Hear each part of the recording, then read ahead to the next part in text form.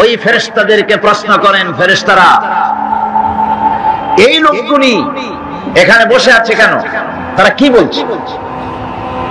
ফেরেশতারা বলে, রব্বুল আলামিন তোমার বান্দাগুলি তোমার বিরাটত্ব, তোমার মহানত্ব বর্ণনা করছে, তোমার পবিত্রতা ঘোষণা করছে, তোমার শুকরিয়া আদায় করতেছে, জিকির আজগার করতেছে। আল্লাহ পাক প্রশ্ন করেন, ও ফেরেশতারা তারা কি আমাকে দেখেছে নাকি? ফেরেশতারা জবাব দেন, না রব্বুল আলামিন তোমাকে তারা দেখে নাই। আল্লাহ পাক বলেন, যদি আমারে তারা দেখতো তাহলে কি হতো? ফেরেশতারা বলেন, রব্বুল আলামিন তোমার বান্দাগুলি তোমাকে পাওয়ার জন্য আরো বেশি জিকির করত, আরো বেশি ফিকির করত, আরো বেশি প্রশংসা করত, আরো বেশি তাসবিহ পড়ত। আল্লাহ পাক প্রশ্ন করেন, ও ফেরেশতারা আমার এই বান্দাগুলি আমার কাছে কি চায়? ফেরেশতারা বলে, রব্বুল আলামিন তোমার বান্দাগুলি তোমার কাছে জান্নাত কামনা করে, বেহেশত চায়। আল্লাহ পাক বলেন, ফেরেশতারা তারা কি আমার বেহেশত দেখেছে? ফেরেশতারা বলেন, আয় আল্লাহ তোমার জাতের কসম তারা তোমার জান্নাত দেখে নাই। আল্লাহ পাক প্রশ্ন করেন, যদি তা দেখতো তাহলে কি হতো? ফেরেশতারা বলে, রব্বুল আলামিন তাহলে ওই জান্নাত পাওয়ার জন্য তারা প্রতিযোগিতা করত। আল্লাহ পাক এরপরে প্রশ্ন করেন, ফেরেশতারা আমার এই বান্দাগুলি কিসের থেকে আমার কাছে আশ্রয় চায়, কান্দে কেন? ফেরেশতারা বলেন, রব্বুল আলামিন তোমার বান্দারা তোমার জাহান্নামের আগুন থেকে মুক্তি চায়। আল্লাহ পাক প্রশ্ন করেন, ও আমার ফেরেশতারা তারা কি আমার জাহান্নাম দেখেছে নাকি? ফেরেশতারা বলে, রব্বুল আলামিন তোমার জাতির কসম করে বলি ওরা তোমার জাহান্নাম দেখে নাই। আল্লাহ পাক বলেন, যদি তা দেখতো তাহলে কি হতো? ফেরেশতারা বলে, রব্বুল আলামিন তোমার জাহান্নাম দেখলে তারা এই জাহান্নাম থেকে বেশি করে ভাগত, এই জাহান্নাম থেকে পানা চাওয়ার জন্য, পরিত্রাণ পাওয়ার জন্য আরো বেশি করে কাঁদত।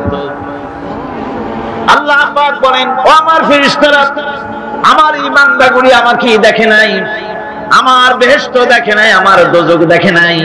না দেখে কোরআন হাদিসের কথা বিশ্বাস করে এভাবে কাঁদতেছে। তোমরা সাক্ষী থাকো, ওই মজলিসে উপস্থিত সমস্ত লোকগুলিকে আমি রব্বুল আলামিন মাফ করে দিলাম। তোমরা সাক্ষী থাকো, সকলকে ক্ষমা করে দিলাম।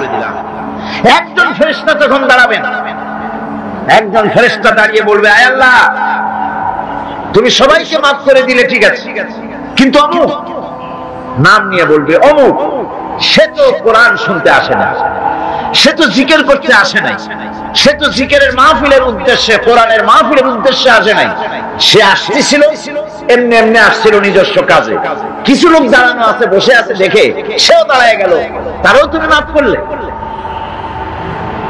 বুখারী শরীফের হাদিসের মধ্যে লেখা রয়েছে, নবীজি বলছেন, আল্লাহ রাব্বুল আলামিন সঙ্গে সঙ্গে ঘোষণা করেন, ফেরেশতারা শুনে রাখো, এই মাহফিল সমূহে, আমার জিকিরের মাহফিলে, আমার কোরআনের মাহফিলে যারা আসে কোনদিন তারা হতভাগ্য হয় না, কোনদিন হতভাগ্য হয় না। যারাই আসে সকলকে ক্ষমা করে দেওয়া হয়। সুবহানাল্লাহ। কোরআনে কারীম বলছে, ওয়াইদা আনআমনা আলাল ইনসানি আ'রাদা ওয়া নাআ বিজানিবিহি ওয়াইদা মাসসাহুশ শাররু ফাযু দুআইন আরীদ। আল্লাহ রাব্বুল আলামিন বলেন, যখন আমি বান্দাকে নিয়ামত দেই, নিয়ামত পেলে পরে তখন সে পিঠ প্রদর্শন করে আমারে বুড়ো আঙ্গুল দেখায়, আর যখন বিপদ আসে তখন লম্বা চৌড়া দোয়া শুরু করে যায়। দেখেন না, যখন তুফান হয়, ঝড় হয়, টর্নেডো হয়, বরকি হয়, প্রচন্ড ঝড় এসেছে, এই ঝড়ের মোকাবেলায় কাঁদতে থাকে, আল্লাহ আমারে বাঁচাও, রক্ষা করো। আল্লাহ যদি দয়া করে মেহেরবানি করে ঘরটারে বাঁচায় দিল, তারপরে সকালবেলা কয় যে আমার বাবা বড় বুদ্ধিমান ছিলেন, পাকা শাল কাঠের খুঁটি দিছিলেন আর তাল গাছের চৌকাঠ দিছিলেন, নইলে কি ঘর টিকতো, যে ধাক্কা লাগছিল। আল্লাহ কয়, দেখো বাঁচাইলাম আমি, কান্না আমার কাছে, আর এখন প্রশংসা করে তাল গাছের আর বাপ। বিপদে পড়লে আল্লাহর কথা খুব মনে ওঠে, আর বিপদ যখন যায় আর মনে থাকে না। এক বেচারা তুফানের মধ্যে পড়ছিল, নদীর ঢেউ, প্রচন্ড ঢেউ, বলতেছে আল্লাহ কোন রকম রহম করে আমার একটু খাল পর্যন্ত নিয়ে দাও, তারপরে আমি যাইতে পারবো। বিপদ যখন আসে সে সময় আল্লাহর কথা খুব মনে পড়ে বান্দা, আর বিপদ যখন চলে যায় তখন আল্লাহকে বেমালুম মানুষেরা ভুলে যায়।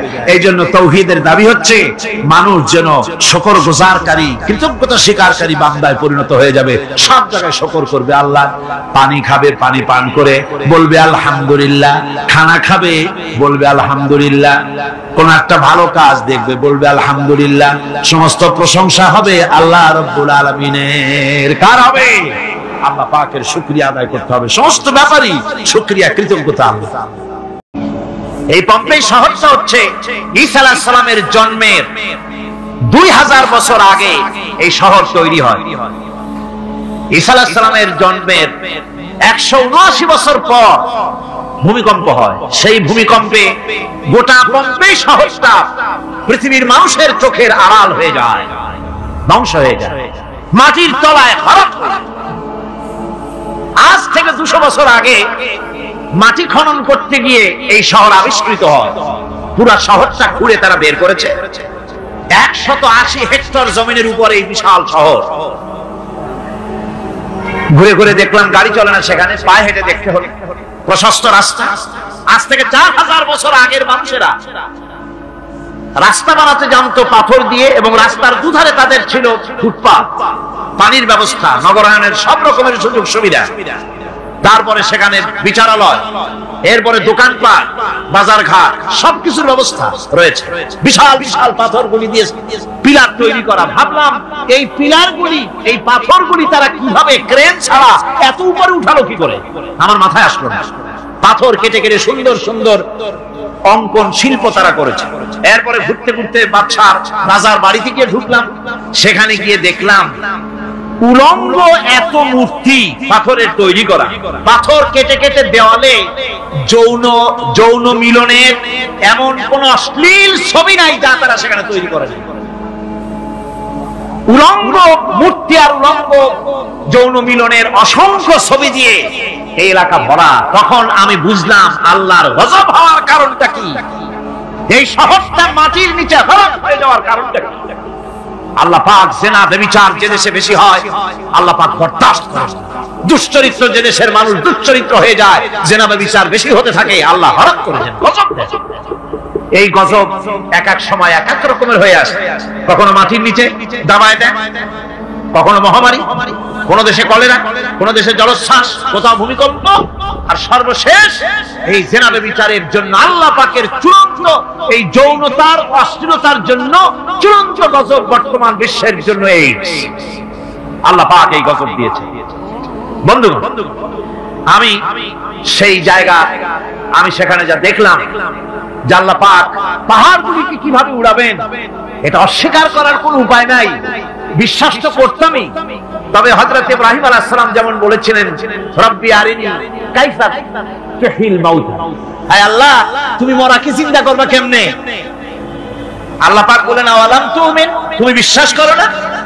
ইব্রাহিম আলাইহিস সালাম বললেন বালা, অবশ্যই বিশ্বাস করি, ওয়ালাকিন লা ইয়াতমাইন্না কলবি, যদি চোখে দেখতাম তাহলে আমার অন্তরাত্মা খুব ঠান্ডা হতো। আল্লাহ রাব্বুল আলামিন চোখে দেখায় দিলেন জিন্দা কেমনে মুর্দা হবে, মুর্দা কেমনে জিন্দা হবে, আল্লাহ দেখায় দিলেন। পাহাড় উড়ায় দিবেন আল্লাহ রাব্বুল আলামিন। একথা কলিজার মধ্যে তার উপর ঈমান বিশ্বাস, কিন্তু আল্লাহ চোখে দেখাইছেন, ঈমান আরো মজবুত হয়েছে, যা ছিল আরো মজবুত হয়েছে। সুবহানাল্লাহ। আল্লাহর ভয়তে কলিজা কেঁপেছে। আমি পাহাড়ের উপরে কেঁদেছি, যার হয়ে গেছে। যুগে যুগে অনেক ভণ্ড নবীর দাবিদার দুনিয়ায় এসেছিল। স্বয়ং রাসূলুল্লাহ সাল্লাল্লাহু আলাইহি ওয়াসাল্লামের উপস্থিতিতে একজন নিজেকে নবীর দাবি করে বসল। এখন শুনবো তার পরিণতির কথা। হুজুরের জামানায় একজন নবুয়তের দাবি করলেন, তার নাম ছিল মুসাইলামা কাজ্জাব। মুসাইলামা কাজ্জাব সে নবুয়তের দাবি করলেন। এখন হুজুরের মুয়াজ্জিন যিনি, তিনি তো আযান দিতেন, আশহাদু আন্না মুহাম্মাদার রাসূলুল্লাহ, পড়েন সবাই, আশহাদু আন্না মুহাম্মাদার রাসূলুল্লাহ। রাসূলুল্লাহ।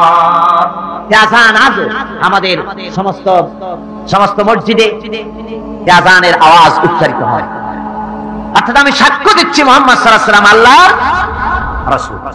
মুসাইলামার যে মুয়াজ্জিন ছিল, মুসাইলামা নিজেই জানতো যে আমি নবী না, ফাঁকি দিয়ে বেড়াচ্ছি, আর ওর যে মুয়াজ্জিন সেও বুঝতো যে এটা একটা ফাঁকি লোক।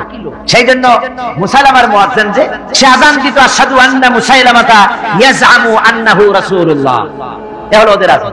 ওর ধারণা, ও একথা বলছে যে আমি সাক্ষ্য দিচ্ছি মুসাইলামা ধারণা করে যে সে নবী, এটা হলো ওর আযান। এখন লোকেরা বলছে মুসাইলামা আপনি তো নবুয়তের দাবি করলেন, তো মুহাম্মদ সাল্লাল্লাহু আলাইহি ওয়াসাল্লামকে তার উম্মতেরা বিভিন্ন বাগানে নিয়ে যায় বরকতের জন্য। উনি যে কুয়ার কাছের থেকে যান পানি না থাকলে কুয়া ভরে যায়, যে বাগান থেকে যান সে বাগানে ফসল কম থাকলে ফসল বেড়ে যায়। আপনি এই ধরনের কিছু কিরামতি মুজিজা আমাদের দেখান, তো তোমরা আমারে নেও না, আমি দেখাবো কি, নিয়ে যাও। এরপরে যখন আরে নিয়ে যাওয়া হলো, দেখা গেল যে কুয়ার পাশের থেকে নিয়ে যায় সে কুয়ায় পানি থাকলে তা শেষ, যে বাগানে নিয়ে যায় সে বাগানের খোঁজের খেজুর থাকলে তাও শুকায় সব শেষ।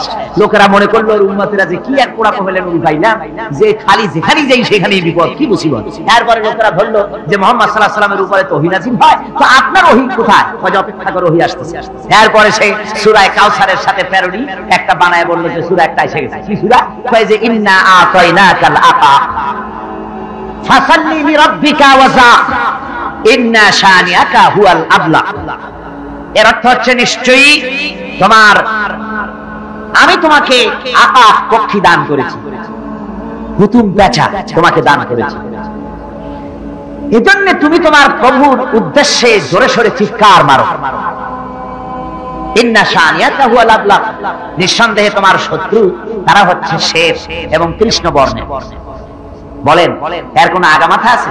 বরং এই সূরা যদি কেউ পড়ে ইন্না আতাইনাকাল আতা ফাসাল্লি রাব্বিকা ওয়াসা, তো এই বলতে গেলে তো বমি করে দেবে সে। আল্লাহ রাব্বুল আলামিনের কালাম কি সুন্দর, আর কি এর সাথে কি মিলাইতে আসছে। আল্লাহ রাব্বুল আলামিনের কালাম, তার মাধুর্য, তার লালিত্য, তার ভাষার গাম্ভীর্য, তার গতিময় ছন্দ মানুষকে মোহাবিষ্ট করে, চিত্তাকর্ষক, হৃদয়গ্রাহী, যা মানুষকে মুগ্ধ করে। আল্লাহ রাব্বুল আলামিনের কালাম কত সুন্দর। ওয়াশ-শামসি ওয়া দুহাহা ওয়াল কমারি ইযা তালাহা ওয়ান নাহারি ইযা জাল্লাহা ওয়াল লাইলি ইযা ইয়াগশাহা। কি সুন্দর মিল একটার সাথে আরেকটা। إذا السماء فطرت وإذا الكواكب انتثرت وإذا البحار فجرت وإذا القبور بعثرت। আবার দেখুন যেখানে যাবেন সেখানে অপূর্ব মিল। আর রহমান আল্লামাল কুরআন, পড়েন আমার সাথে, আর রহমান আল্লামাল কুরআন খালাকাল ইনসান আল্লামাহুল বায়ান। যদ্দুর পড়েন, যেখানে পড়েন অপূর্ব মিল। এরপরে এই মুসাইলামা কাযযাবকে দুনিয়া থেকে বিদায় করে দেওয়া হয়েছে, জাহান্নামে পাঠিয়ে দিয়েছেন হযরত ওয়াহশী রাদিয়াল্লাহু তাআলা, যিনি হযরত হামজা রাদিয়াল্লাহু তাআলা আনহুকে শহীদ করেছিলেন। তিনি ইসলাম কবুল করার পর দোয়া করেছিলেন, আয় আল্লাহ, আমার এই হাত দিয়ে যে অপকর্ম আমি করেছি, ইসলামের এক শ্রেষ্ঠ ব্যক্তিকে আমি শহীদ করেছি, আমি জানি না, না জেনে এটা আমি করেছি, তুমি আমাকে তাওফীক দাও, এই হাত দিয়ে যেন ইসলামের এক নিকৃষ্ট ব্যক্তিকে আমি জাহান্নামে পাঠিয়ে দিতে পারি। আল্লাহ দোয়া কবুল করলেন। হযরত ওয়াহশী রাদিয়াল্লাহু তাআলা আনহু নেজার ঘা খাইয়া এই মুসাইলামা কাযযাব দুনিয়া থেকে বিদায় হয়ে জাহান্নামের রাস্তা ধরেছে। আরেক জাহান্নামী গোলাম আহমদ কাদিয়ানী।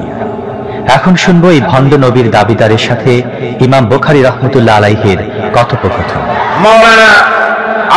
মাওলানা শাহ আতাউল্লাহ বুখারী রাহমাতুল্লাহ আলাইহি গোলাম আহমদ কাদিয়ানীকে একবার প্রশ্ন করেছিলেন, তুমি যে নবুয়তের দাবি করছো এই শক্তি কোথায় পাও? তিনি দলিল চান নাই। কে তোমাকে এই শক্তি জুগিয়েছে? গোলাম আহমদ বলেছে, কোরআন জুগিয়েছে। কোরআন আমার সম্পর্কে বলেছে, ইয়াতি মিন বাদ ইসমুহু আহমদ, আমার পরে একজন আসবেন, হযরত ঈসা আলাইহিস সালাম বলেছেন যার নাম হচ্ছে আহমদ, আমি তো সেই আহমদ। মাওলানা বুখারী বলেন, আরে বেটা, তোমার নাম তো গোলাম আহমদ। অর্থাৎ ঈসা আলাইহিস সালাম যার পেশেন্টগুই করেছেন, যার ফোরকাস্ট করেছেন, ভবিষ্যৎবাণী করেছেন, তুমি সেই আহমদ, তার গোলাম, সেই আহমদের গোলাম তুমি। গোলাম আহমদ বললেন, দেখুন আমার নাম হচ্ছে গোলাম আহমদ। এখন আপনি যখন এটা নিয়ে তর্ক সৃষ্টি করলেন, তখন আমি বলতে চাই আমার নামের প্রথম শব্দ বাদ দিয়ে দিলাম, এই নাম আর ব্যবহার করব। আমার নামের প্রথম শব্দ হচ্ছে গোলাম। গোলাম বাদ দিলে আমি আহমদ হয়ে যাই, তাহলে তার আপনি আপত্তি করতে পারেন না। মৌলানা বুখারী বললেন, যদি তাই হয় তাহলে নামের প্রথম শব্দ বাদ দেওয়া যদি জায়েজ হয়, তোমার ফতোয়া নিয়ে আমি আমার নামের প্রথম শব্দ বাদ দিলাম। আমার নাম হচ্ছে আতা আল্লাহ, আমার নামের প্রথম শব্দ বাদ দিলে আমি আল্লাহ হয়ে যাই। আর আমি আল্লাহ হয়ে বলছি, তোর মতো গাধাকে আমি নবুয়ত দেই নাই। এরপরে এই গোলাম মোহাম্মদ কাদিয়ানীর মৌত হলো। উম্মতেরা তালাশ করে পায় না নবী গেল কই। 3 দিন পর দুর্গন্ধের চড়ে অস্থির টয়লেটের দরজা খুলে দেখে জনমের মতো খাইয়া পেট ফুলিয়া শেষ হয়ে গেছে। আমরা অনেক সময় বিবেক বর্জিত হয়ে প্রচলিত ধারায় চলতে বেশি পছন্দ করি। ন্যায় অন্যায় বিবেচনায় না এনে আমরা ক্ষমতাশালীর সুনজরের জন্য ব্যস্ত থাকি, অথচ আমাদের সব সময় আল্লাহর সন্তুষ্টির জন্য কাজ করা উচিত। এক শ্রেণীর লোক আছে, যে সরকার আছে সেই সরকার কি বলে আপনার জন্য আমরা তো অপেক্ষা করতেছিলাম। এরা হলো বীরবলের মতো। সম্রাট আকবরের নাম মনে আছেন আপনাদের? তার কত রত্ন ছিল দেখছেন? কেউ কয় 5 রত্ন, কেউ কয় 6 রত্ন। ইতিহাস বলবেন না, ইতিহাস মনে রাখেন। নবরত্ন, নবরত্নের এক রত্ন ছিল, নাম হলো বীরবল। সম্রাট বাজারে গিয়েছে, তরকারি দেখতে গিয়ে বেগুন চোখে পড়েছে। বেগুন দেখে খুব লক্ষ্য করে দেখছে। বীরবল বলছে, জাহাপানা খুব পছন্দ নাকি? দেখতে তো খুবই সুন্দর। বীরবল বলছে, জাহাপানা এই যে বেগুন, এটার নাম হচ্ছে বাদুর, অর্থাৎ এর অনেক গুণ। এটা যদি ভর্তা করে খান আপনার মাথার চুল কখনো উঠবে না। এটা যদি ভাজি করে খান আপনার স্বাস্থ্য ক্রমেই ভালো হবে। এটা যদি আপনি তরকারি মাছের সাথে মিলায় খান আপনার রাজত্ব আরো দীর্ঘায়ু হবে। এই রকমের অনেক ফজিলত বয়ান করলো। তারপরে বলে, ঠিক আছে কেন? ওগুলি কেনা হইলো, ভূত রান্না হইলো, জনমের খাওয়া খাইলো আগে। এখন বেগুন জন্মের খাওয়া খাইলে যা হয়, টয়লেট রিজার্ভ। মেজাজ খারাপ সম্রাটের। বীরবল এসে দেখে মেজাজ স্ট্রং হয়ে আছে বাদশা। জাহাপানা কি হয়েছে? আরে বেটা, তুমি কি তরকারি ফজিলত বয়ান করলা? আমার তো পেটের ব্যথায় অস্থির। কয় হুজুর, এই একটা তরকারি নাকি? ওটার নাম তো বেগুন, ওর কোনো গুণই নাই। এটা খাইলে পরে কাখাউস হয়, পাতলা হয়, এক্সিমা হয়, ব্রঙ্কাইটিস হয়, নিউমোনিয়া হয়। এটা খাইলে পরে কত লোক মারা গেছে কলেরা বসন্ত হইয়া। এটা কিন্তু তরকারি? আকবর কয়, সর্বনাশ, আমার তো পেটের ব্যথা সেরে গেছে তোমার এই বক্তৃতা শুনে। বলে কিরকম? কালকেই বেগুনের এত ফজিলত বর্ণনা করলে আর আজকেই বেগুনের এত কুচ্ছা বলছো তুমি, একই মুখে 2 রকম।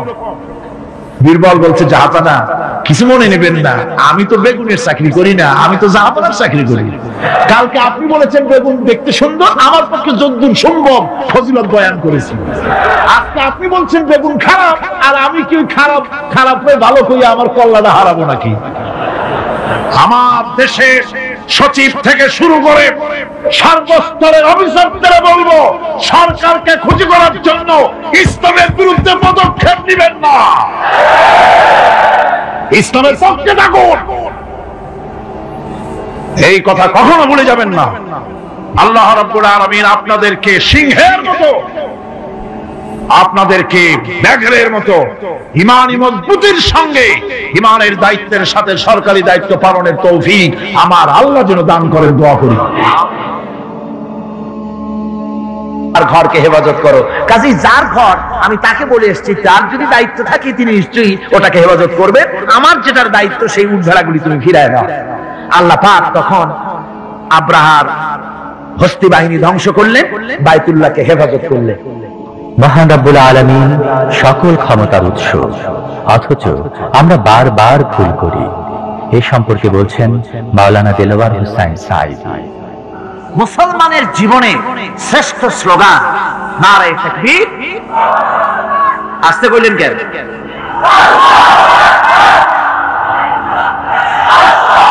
আল্লাহ হচ্ছেন বড়, তার থেকে বড় কেউ। আমি চিন্তা করি মাঝে মধ্যে, কিছু মনে নেবেন না, আমি মাঝে মধ্যে চিন্তা করি যে সমস্ত রাজনৈতিক দলের লোকেরা মুসলমান, আর রাজনৈতিক মতপার্থক্য থাকতেই পারে, যে কোনো দল করতেই পারে, কিন্তু এমন রাজনৈতিক দল আমি কেন করব মুসলমান হয়ে যেই রাজনৈতিক দলের মিছিলে আর মিটিং এ আল্লাহু আকবার স্লোগান দেওয়া যাবে না?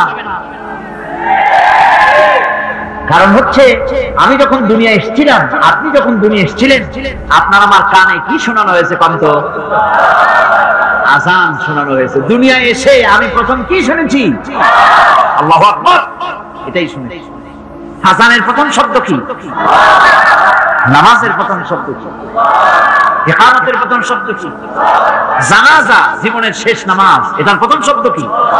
এটা শেষ শব্দ কি? তাহলে এর সিগনিফিকেন্সটা কি? এর অর্থটা হচ্ছে আমার জন্ম থেকে মৃত্যু পর্যন্ত জীবনের সকল ক্ষেত্রে আমাকে বলতে হবে, স্বীকার করতে হবে, মানতে হবে, নিতান্ত গোলামের মতো মানতে হবে আল্লাহু আকবার।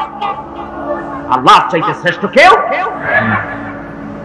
মুসলমানদের বলবো, এই স্লোগান চালু করো, যে দলে থাকো। নেতাদের বলো, দুনিয়ার সব স্লোগান দিতে পারবো, কিন্তু আল্লাহু আকবার বলতে পারবো না। এটা যদি নিষেধ করা হয়, এমন দলের কপালে আগুন লাগুক। আমি মুসলমান, আমি মুসলমানের সন্তান। মিছিলে মিটিং এ সর্বত্র আমার প্রথম স্লোগান নারায়ে তাকবীর।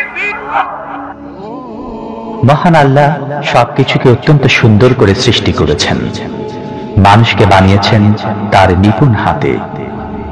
তাই মহান রব্বুল আলামিনের শুকরিয়া আদায় আমাদের একান্ত কর্তব্য। الذي خلق فسوى والذي قدر فهدى। তিনি সকল বস্তুকে সৃষ্টি করেন এবং তারপর তার পরিমাপ, তার কর্মপথ, তার হেদায়েত তিনি দিয়ে দেন।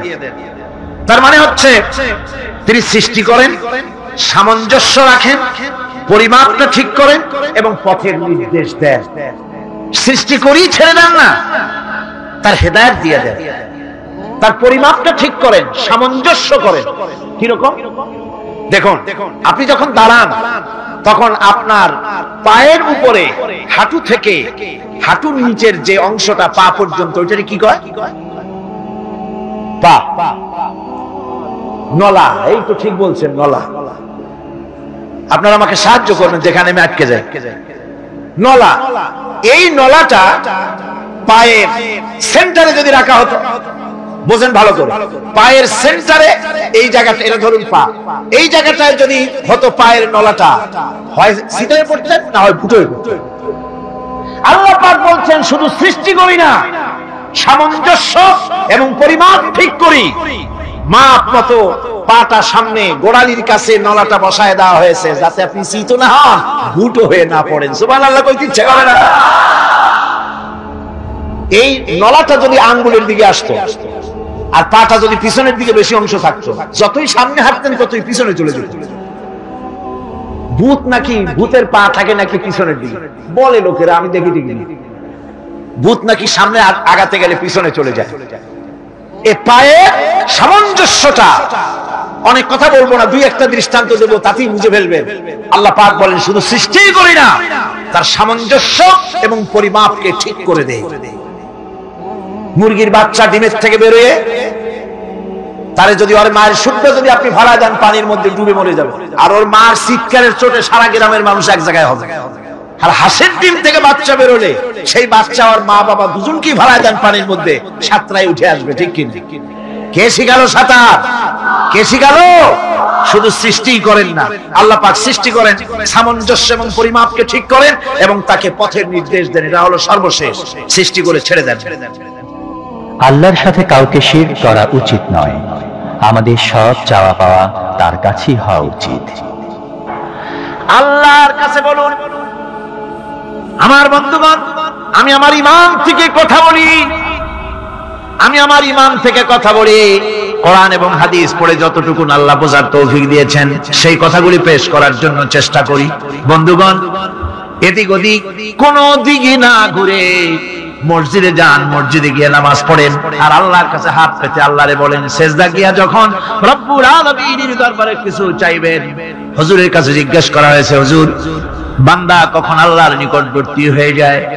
আল্লাহর নবী বলেছেন, বান্দা যখন সেজদা দেয় তখন বান্দা একেবারে আল্লাহ পাকের কাছে চলে যায়। আল্লাহর কাছে চান, যা দরকার, ছেলে নাই, মেয়ে নাই, বউ নাই, অথবা চাকরি নাই, প্রমোশন চাই, ব্যবসায় উন্নতি চাই, যা দরকার কাকে বলবেন? মনটাকে পরিষ্কার করুন, আজকে মনটাকে সাফ করুন, সমস্ত দুর্বলতা থেকে মনকে উঠায় আনুন, বিশ্বাস করুন, যা চাওয়া যা বলা সবটা আল্লাহর কাছে। কার কাছে? আমি তার গোলাম। আমি কার গোলাম? আল্লাহ ছাড়া কারো কাছে আমার অভিযোগ তুলবো না, সবটা বলবো আল্লাহর কাছে। বলে দেখেন, বলে দেখেন আল্লাহ পাক কিভাবে আপনাকে সাহায্য করেন। সুবহানাল্লাহ।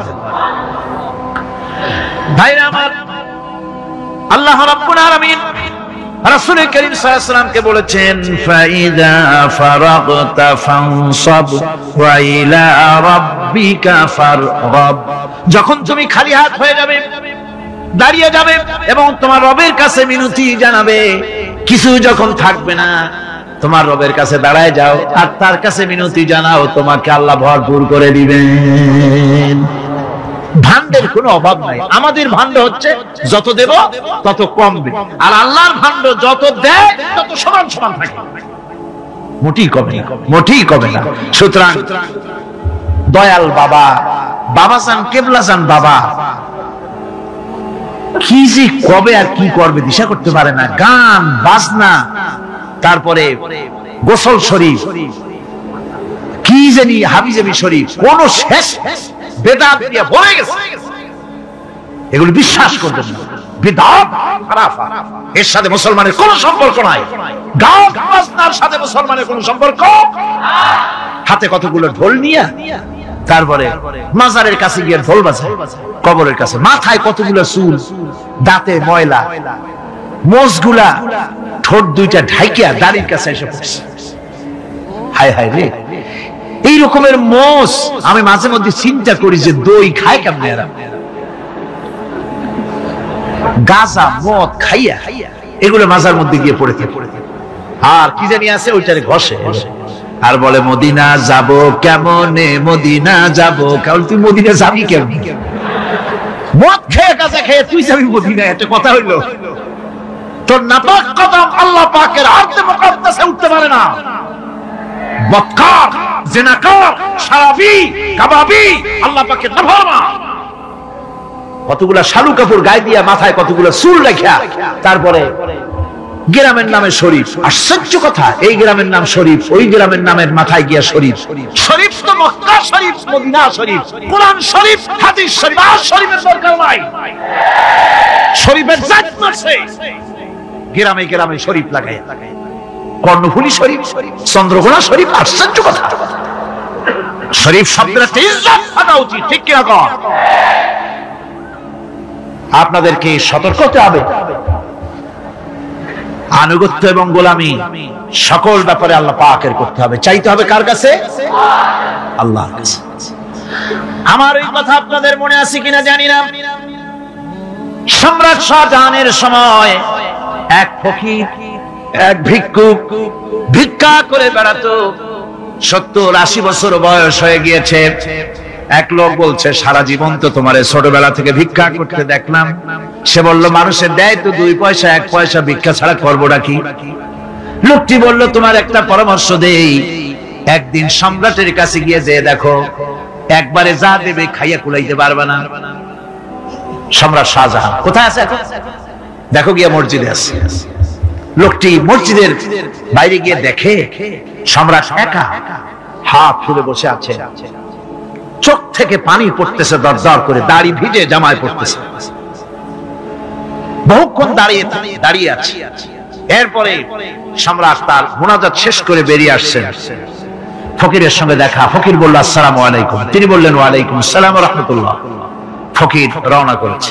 বাদশা বলছে, তুমি তো একজন ভিক্ষুক মানুষ বলি মনে হয়, আমার কাছে তো কেউ কিছু না চাইয়া যায় না, তুমি যে কিছু না চেয়েই চলে যাচ্ছ।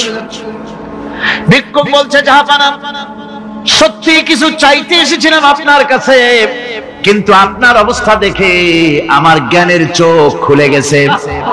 আমি দেখতে পেলাম আমি যে সম্রাটের কাছে ভিক্ষা চাইতে আসলাম, আমি তো শুধু তাকায় আছি, আমি তো কান্দি না, বরং আমি যার কাছে চাইতে এসেছি তিনি আমার চাইতে আরো নগণ্য ভিক্ষুকের মতো হয়ে কার কাছে যেন হাত পেতে চোখের পানি ফেলে কান্দে। মনে মনে ভাবলাম, সম্রাট কান্দে যে সম্রাটের কাছে, ওই আল্লাহ সারা জীবনে কারো কাছে কিছু চাইব না। আল্লাহর কাছে চাওয়ার অভ্যাস করুন, তিনি দিতে পারেন, সবকিছু তার আছে, এই বিশ্বাস মনের ভিতরে জমাতে হবে, তাহলেই সত্যিকারের মুসলমান আমরা হব। আল্লাহ পাক সত্যিকারের গোলাম আমাদেরকে বানাবেন, আমরা বলি আমিন। আল্লাহর পথে কোনো কাজ গোপনই করা ভালো, মানুষকে প্রদর্শন করে বেশি পুণ্য লাভ হয় না। আল্লাহ পাক বলছেন, ইয়া আইয়ুহাল্লাযীনা আমানু আনফিকু মিন তাইয়্যিবাতি মা কাসাবতুম ওয়া মিম্মা আখরাজনা লাকুম মিনাল আরদ। তোমরা যে উপার্জন করেছো, সেই উপার্জনে তোমাদের জন্য যা উপার্জন করেছো তাই, আর মাটির ভিতর থেকে আমি যা তোমাদের জন্য দিয়েছি তার থেকে ভালো জিনিস, ভালো ভালো জিনিস আমার রাস্তায় খরচ করো। এটা কার অর্ডার? আল্লাহর অর্ডার। আর খরচ করার জন্য ওয়ালা তায়াম্মামুল খাবিসা মিনহু তুনফিকুন, খরচ করার জন্য বাইসা বাইসা খারাপ জিনিসগুলি খুঁজে বেড়াইও না, ভালো জিনিসগুলি আমার রাস্তায় খরচ করো। আর যতদূর সম্ভব গোপনে দিও, যতদূর সম্ভব দান গোপনে করি, মানুষকে শুনায়ও না, অমুক জায়গায় দিলাম, বা মানুষের দেখায় দেখায় দিও না। কোন কোন শহর আছে কোরবানির সময় বিরাট গরু কেনা হয়, সেই গরুর গলায় মালা দিয়া তারপরে শহরের রাস্তায় রাস্তায় ঘুরানো হয়, অমুক মিয়া সাহেব এই গরুটা কোরবানি করবে। এরকম চিটাগংয়ে হয় না, অন্য অন্য জেলায় হয়। জি, এখানেই বেশি হয়। তাই? আশ্চর্য কথা। তাহলে তো উচিত, এরকম যদি উদ্দেশ্য হয় তাহলে বড় মিয়া গরুর সাথে একসাথেই হাঁটা উচিত, লোকেরা বুঝুন কোন বড় মিয়া আর কোন বড় গরু। আপনি এটা করলেন কি জন্য? এই কাজটা তো নিন্দনীয় কাজ। আর প্রতিযোগিতামূলক কোরবানি করা, প্রতিযোগিতামূলক ৩৫,০০০ টাকার গরু কোরবানি করা হয়, মানে না। মানুষকে শুনাইয়া, মানুষকে দেখাইয়া যদি করা হয় কোন ফল পাওয়া যাবে না। আমার বন্ধুগণ, আল্লাহ রাব্বুল আলামিন বলছেন, মানুষকে দেখাবার জন্য দান সদকা করো না। ইন তুবদুস সাদাকাতি ফানি'ম্মা হিয়া ওয়া ইন তুখফুহা ওয়া তুতুহাল ফুকারা ফাহুয়া খায়রুল লাকুম ওয়া ইউকাফিরু আনকুম মিন সাইয়্যাতিকুম। প্রকাশ্যভাবে খরচ করলে তা ভালো, আল্লাহ পাক বলছেন প্রকাশ্যভাবে খরচ করলে তা ভালো, কিন্তু গোপনে দান করা সবথেকে উত্তম। তবে প্রকাশ্যে দান করতে গিয়ে যদি এটা এই জন্য হয় যে আমি দিলে পরে আরো একজন উৎসাহিত হয়ে দেবে, সমাজ কল্যাণ পরিষদের এত বড় বিশাল মাহফিল, 16 লক্ষ টাকা খরচ হবে, দিলাম আমি 1 লাখ টাকা, এটা শুনাইয়া বলার পর আমার কথা শুনিয়া আরো যাদের টাকা আছে তারা হয়তো 2 লাখ দেবে, এই চিন্তা করে যদি তারগিবের জন্য, উৎসাহ প্রদানের জন্য, ইন্সপিরেশনের জন্য যদি হয়, এই নিয়ত হলে ক্ষতি নেই। কিন্তু সর্বাবস্থায় দানটা গোপন হয় ভালো। আল্লাহ পাক বলেন, গোপনে যদি তুমি দান করো তাহলে আমি রব্বুল আলামিন ওই গোপন দানের বিনিময়ে তোমার সমস্ত গোপনীয় গুনাহগুলি আমি রব্বুল আলামিন মাফ করে দেব। ইসলাম সম্পর্কে অজ্ঞতা আমাদের জীবনের অন্যতম প্রধান সমস্যা, যার জন্য ইসলাম থেকে প্রকৃত কল্যাণ লাভে আমরা প্রায়শই ব্যর্থ হচ্ছি। এই সম্পর্কে মুহতারাম মাওলানা আলোচনা করছেন। এই নামাজ মানুষকে অন্যায় কাজ থেকে বাঁচায় দেয়। নামাজ যে মানুষকে অন্যায় কাজ থেকে বাঁচায়, কেমনে বাঁচায়? আমরা যে নামাজ পড়ি এই নামাজে তো আমাদেরকে অন্যায় কাজ থেকে বাঁচাইতে পারে না। নামাজি বহুত মানুষ আছে অন্যায় করে, করে কিনা? না করে না, করে। নামাজি অথচ অন্যায় করে। আর আল্লাহ বলছেন নামাজিকে, নামাজ তাকে অশ্লীলতা থেকে ফিরায়। তাহলে কথা কাটটা ঠিক? আল্লাহটা জোরে বলেন কাটটা ঠিক? অবশ্যই আমার আল্লাহর কথা হক। আমি ভুল করতেছি না, আমি যেন কোথাও ভুল করতেছি, সামথিং ইজ রং, কোথাও যেন আমরা ভুল করে বসতেছি, সেই ভুলটা কি আমরা আবিষ্কার করতে চেষ্টা করব ইনশাআল্লাহ। প্রথম যে কথাটা সেটা হচ্ছে এই যে আমরা যা নামাজে পড়ি আমরা তা বুঝি না। কথা ঠিক কিনা? আমি যদি এখন প্রশ্ন করি সামি আল্লাহু লিমান হামিদা অর্থ কি কোন, ফার্স্ট ডিভিশনে কয়েকটা লেটার নিয়ে ফেল করবেন এরকম লোক আছেন না নাই?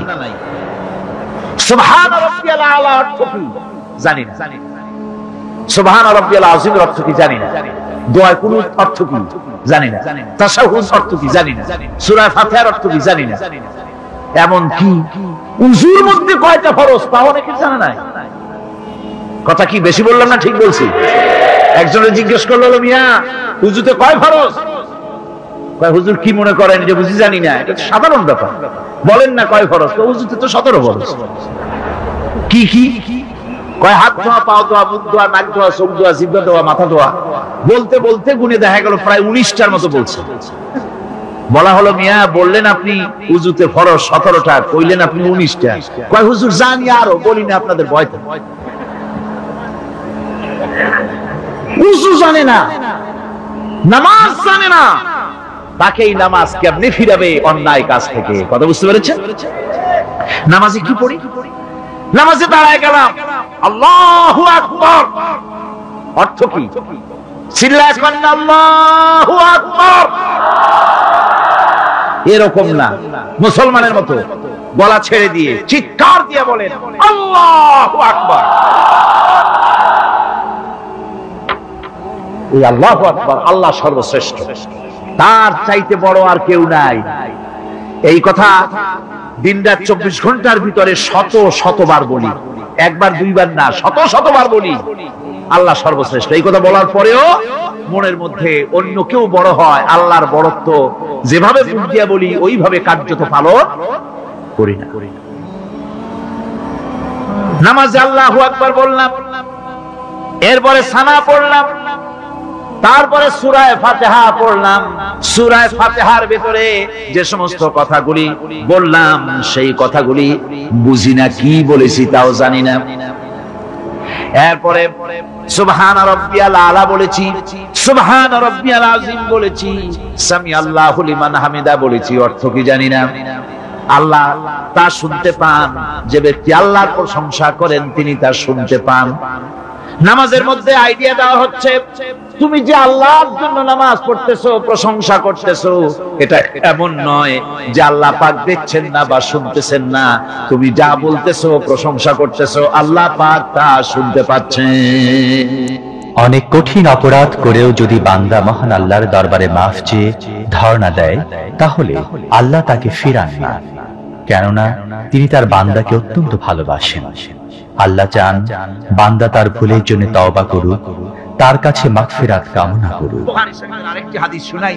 একটা লোক 99টা খুন করছে। কয়টা? 99টি খুন করে একজন রাহেবের কাছে গেছেন, যে বলছেন, ভাই আমি তো একটা বেকায়দার কাম করছি। বলে কি? কয় 99টা মানুষ খুন করছি, আমার কি গুনাহ মাফ হওয়ার কোনো পথ আছে? লোকটি বলছে, কি সর্বনাশ, 99টা খুন করছো, তোমার আর কোনো উপায় নেই। লোকটি বলছে, উপায় যখন নাই তোরেও আর আস্ত রাখবো না, ওরেও শেষ করছি। আমি কি গল্প শোনাইতেছি না? হাদিস বুখারী শরীফে এসেছে, ওই লোকটাকে হত্যা করেছে। তাহলে কয়টা হলো এখন? একেবারেই পুড়ে ফেলাইছে কাজ। এবার হাঁটতেছে হতাশ হয়ে, কি করলাম, 100টা খুন করে ফেলাইছে, আমার কি আর উপায় আছে? হাঁটতেছে হাঁটতেছে একজনের কাছে জিজ্ঞেস করলো, ভাই আমি তো আকাম করছি, আমি এখন তওবা করতে চাই, আমাকে কি একটা খোঁজ দিতে পারো? ভালো আলেম, বড় আলেম কোথায় আছে, আমি তার কাছে কি তওবা করতে পারবো? লোকটি বললেন, ওই যে দেখা যায় দূরে, ওইখানে ওই গ্রামে একজন আলেম আছেন, একজন হক্কানি আলেম আছে, তার কাছে যাও। লোকটির অর্ডার করলো। প্রতিমধ্যে আল্লাহ পাকের অর্ডার হয়ে গেল লোকটার জান কবজের জন্য। এখন লোকটার মৃত্যু হবে। 2 ধরনের ফেরেশতা এসে হাজির। গজবের ফেরেশতারা কয় যে 100টা খুন করছে, ওর জান আমরা কবজ করব। রহমতের ফেরেশতারা বলছে, এই লোকটা তওবার জন্য পেরেশান হয়ে দৌড়াচ্ছে, ওর জান আমরা কবজ করব। 2 দলে ঝগড়া বেঁধে গেল। আল্লাহর নবী বলেন, ফেরেশতারা যখন ফয়সালা চাইলেন, আল্লাহ রাব্বুল আলামিন ফয়সালা দিয়ে দিলেন, জমিন মাপো, যে দিক থেকে এসেছে সেই দিক বেশি না, জালেমের কাছে তওবা করতে যাচ্ছে সেই দিকে বেশি। কোনটা বেশি? যেটা বেশি হবে তার উপরে ফয়সালা হবে। যদি পেছনে জায়গা বেশি থাকে, সামনে জায়গা যদি কম হয়, তাহলে রহমতের ফেরেশতারা জান কবজ করবে। আর যদি সামনে জায়গা বেশি হয়, পিছনে যদি কম হয়, তাহলে গজবের ফেরেশতারা করবে। মাপা হলো, ফেরেশতারা জমিন মাপলেন, জমিন মেপে দেখতে পেলেন ওই আলেমের বাড়ি, যার বাড়ি তওবা করতে যেতেছিল, তার বাড়ির দিকে 1 বিঘাত জায়গা মধ্যভাগ থেকে 1 বিঘাতের মতো কি 1 হাতের মতো বেশি এসে গেছে। আল্লাহ রাব্বুল আলামিন মাপার পরে অর্ডার করে দিলেন, 1 বিঘাত বা বেশি জায়গা যখন এসে গেছে তওবা করার জন্য, আমি তার গুনাহ মাফ করে দিয়েছি, রহমতের ফেরেশতা তার জান কবজ করবে। আমার বন্ধুগণ, আল্লাহ রহমান রহিম। মানুষের জন্য গুনাহ করা স্বাভাবিক।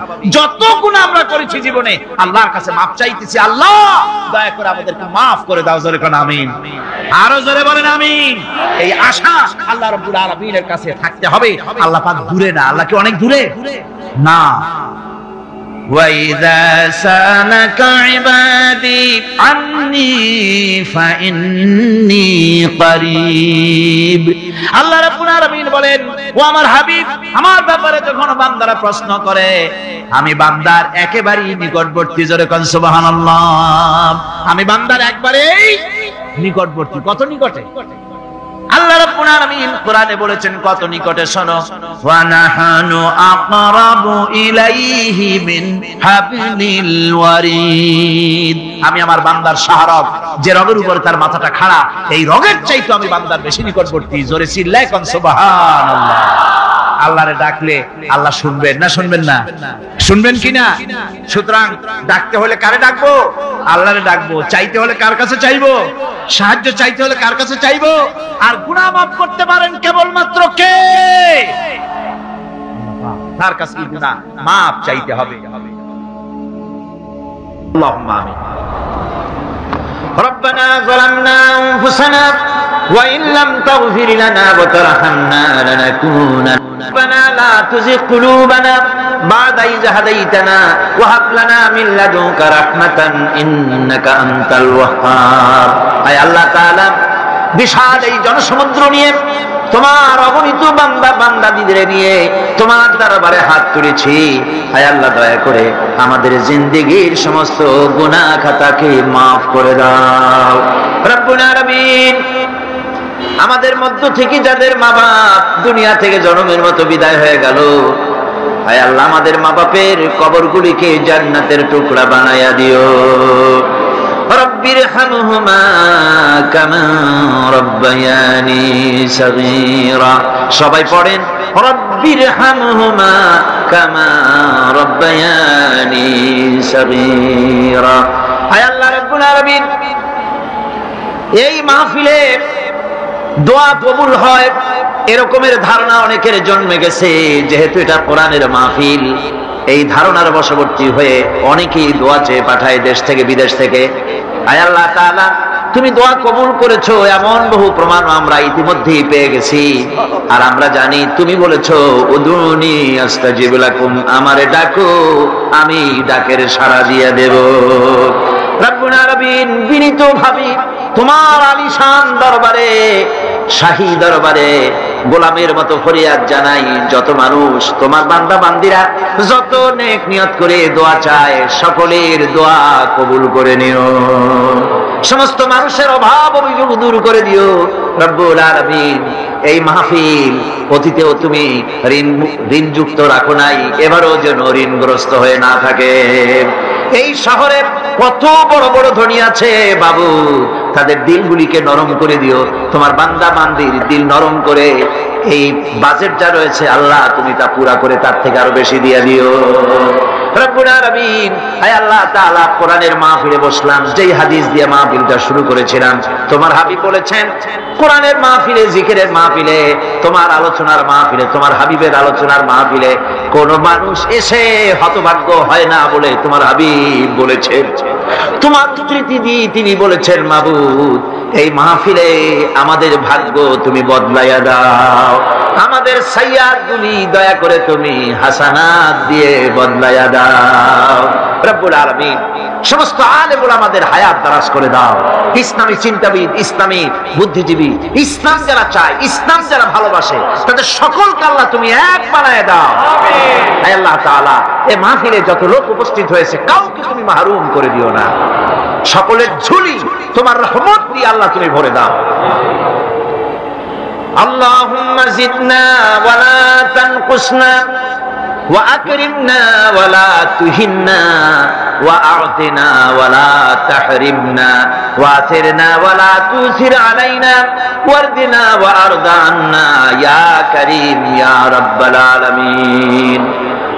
ربنا تقبل منا إنك أنت السميع العليم وتب علينا إنك أنت التواب الرحيم سبحان ربك رب العزة عما يصفون وسلام على المرسلين والحمد لله رب العالمين واجعل آخر كلامنا عند الموت لا إله إلا الله محمد رسول الله।